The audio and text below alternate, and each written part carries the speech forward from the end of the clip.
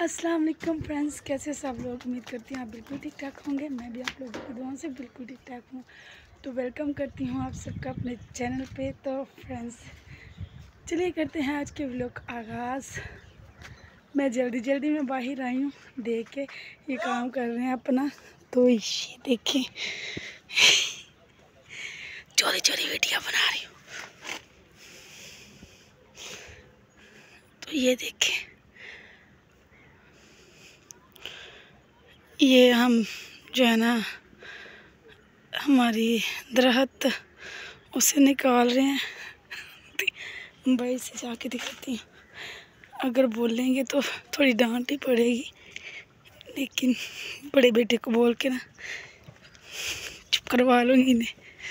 लें जी, गिर गई, आखिर गिर ही गई। तो मिस्त्री साहब हमारे आए नहीं हैं, वेट कर रहे हैं। सुबह से 9 बजने वाले हैं। जिन्हें पा हालत आए कोई नहीं है। मैंने क्या गए सन मैं आज जावा जने ते कढ़ना पैना है ना।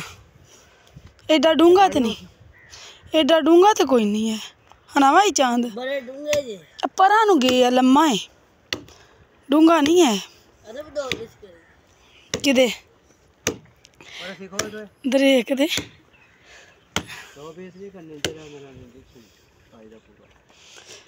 उच्च तीर बनाना जी।